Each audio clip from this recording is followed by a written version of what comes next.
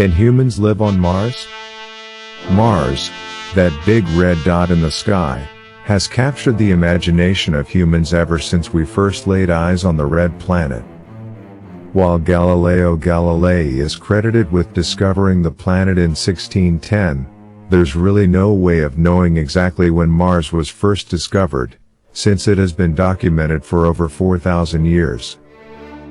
The first successful flyby of the planet was in July 1965, when NASA sent the Mariner 4 probe to take pictures of the planet via the onboard television camera.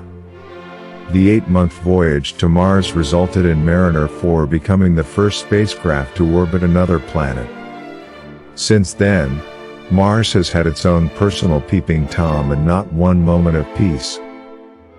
Currently, there are 8 spacecraft that we know of, either on or orbiting Mars.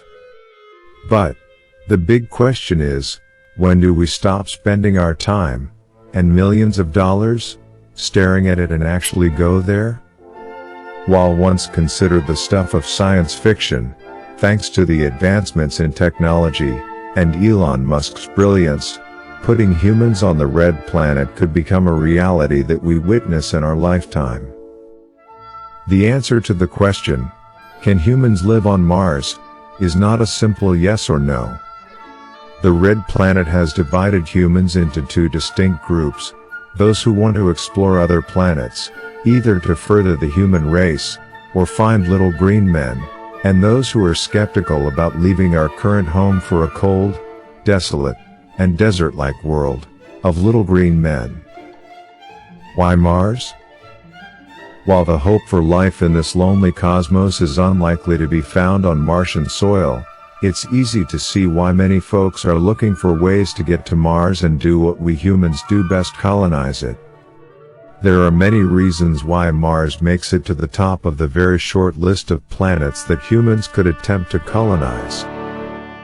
For starters, and the main reason, pretty much, Mars still has an atmosphere and a temperature that could maintain liquid water on the surface. In fact, scientists have already found signs of water buried underneath the Martian surface. Problems that humans will face on Mars? First off, Mars does not have a magnetic field, or an ozone layer. The lack of the latter means that ultraviolet rays can easily penetrate its atmosphere. This means that radiation is 1,000 times higher on Mars as compared to our own planet, and that radiation is not just coming from the sun, but also from something called galactic cosmic rays. These GCRs can be incredibly nasty and extremely difficult to shield from. Still, scientists are certain that the thin Martian atmosphere would offer some protection from the radiation, and the structures that the first explorers would live in would have to be partially covered with Martian soil that will also help absorb the radiation. Then, there's the temperature. On Mars, the average temperature is -64 degrees Celsius.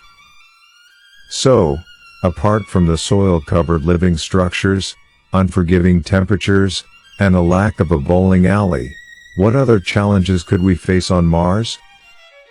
The chemistry of life is simple. In order to survive, humans need oxygen, food, and water. According to experts, in order to sustain life on Mars, we would need 200 square meters of growing space within the settler''s habitat to cultivate crops.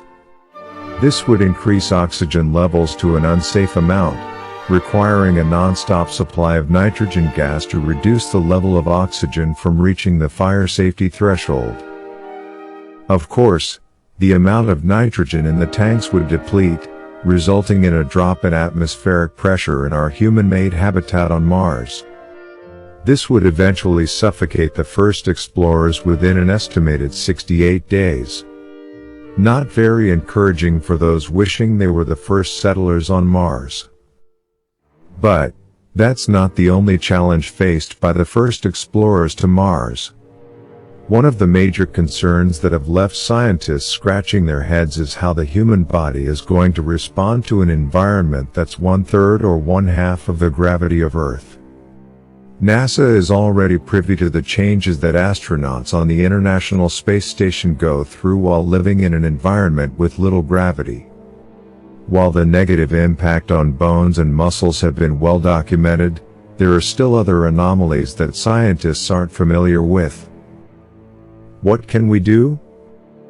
While Mars might not be able to sustain a large population of humans, visiting the red planet would be more helpful in letting us learn more about how life on the mysterious planet works.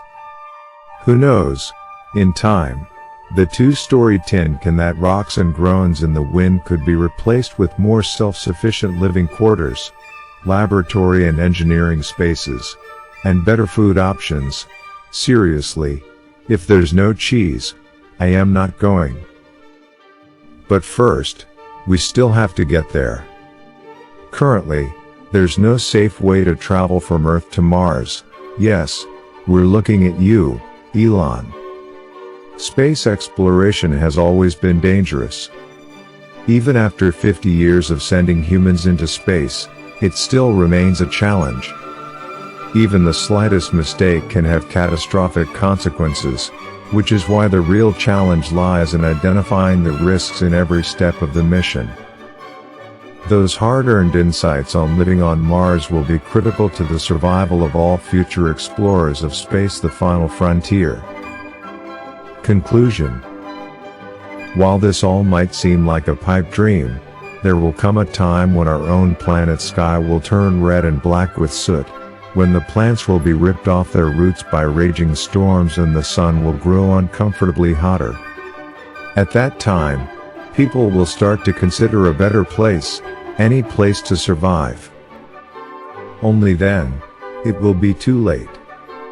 So, at the end of the day, colonizing other planets could be the only thing that's standing between the human race and extinction, and Mars seems like a good place to start.